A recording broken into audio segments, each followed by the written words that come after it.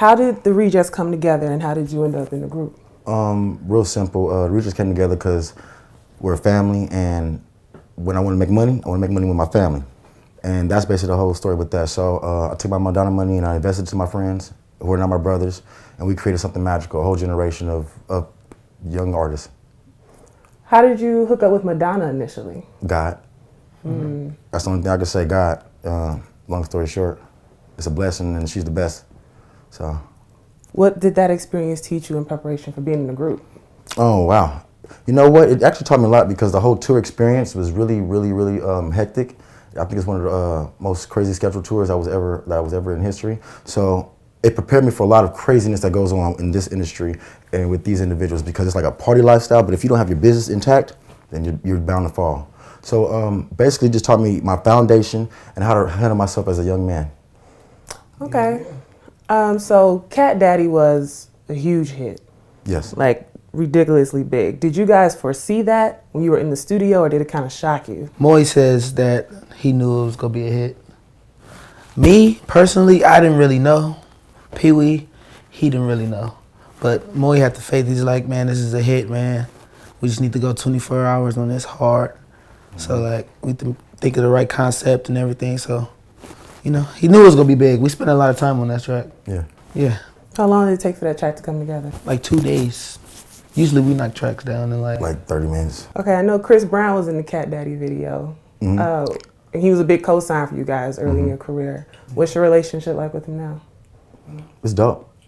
Every time I see Chris, it's all love. It's all love. And I think that's one of the best things to have when you're an artist of that height or that stature, to be able to be level-headed and still, you know, associate yourself with your friends or individuals that you still love to hang out with. I think it's dope. So how did you guys initially hook up with Seven? So you. How do we hook up with Seven? I went to Israel around Rosh Hashanah when my grandfather died, and basically it was with Madonna. She took me out there just to get away, and I met Seven at Rosh Hashanah, and basically we talked or whatever, and he said, you know what, you're part of that Madonna club, so you're rare. He said nobody gets to hang around her, like people don't even get to talk to her. So I told him I want to do some music. So he said, well, let's do some music then. And that's sort of how I ventured off. I said, I have a group back home, and I think they're dope and amazing. I'm not going to do it without them. So basically, that's how we pretty much ran into Seven. What was it about Seven that made you think this is who I need to rock out with for a little bit? It's the perception, honestly. Perception's everything. So if you know how to feed something right, then, you know, somebody will eat it. Just long story short. Where did things start going kind of bad, in both of your opinions?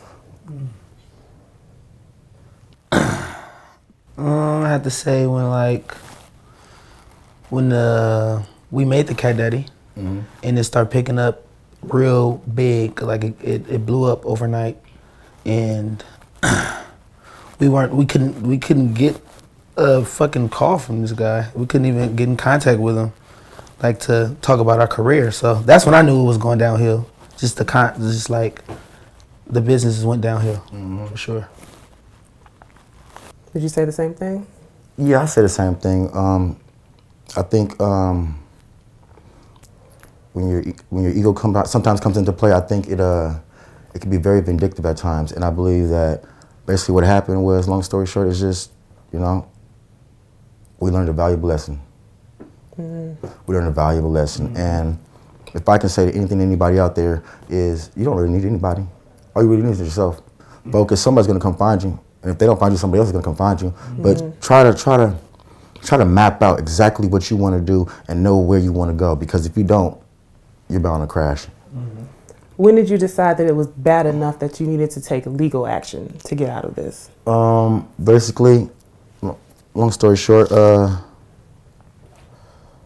when you put a lot into your own record and nobody pushes your record, and you guys are the only one pushing your record, and the reason why it blows up is because you have LA on lock, then it makes you realize, you know, when the money gets held up or something like that, then it makes you realize, like, hold on. This is a problem. This is a problem if we work so hard to do all this for ourselves and our families, because we just had sons, independently. And then, you know, for that to happen and to stop, you know, it's kind of like, oh, dang. How did it feel to go through such a lengthy lawsuit when you guys were still relatively early in your careers? Because you said this was like right after Cat Daddy started really. I mean, it was hard. It was very hard, but you know, like I said, the song was so popping and got popping overnight that our show money really kept us alive. Doing shows like almost every day, flying out every weekend. Like, but to add that, when you don't have a label backing you up, and when you are your own label, the money that you get, you have to reinvest in yourself. Yeah, so because the label's usually the ones flying you out and sending you here and doing this. So our manager Jennifer, she basically, you know, taught us the structure of how we should do it, and she basically became that it factor that helped us get to where we need to be. Okay, so you were supporting yourselves with mostly show money. Yes. And kind of relearning how to manage your money. Correct. Because it was all you. All us. You didn't have the backing that you really needed.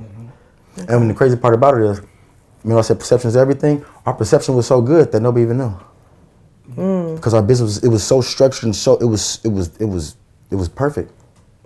When all this was going on, did it keep you from producing more music? Never. We got tracks, all kind of crazy tracks with Chris Brown. Like if you look up the Rej3ctz tape, we have something called the Rej3ctz tape, and if you look that up, you'll see all the West Coast new cats that's now getting their highlight and their shine right now. We had that way back then. Yeah. So we got crazy stuff that's already been out.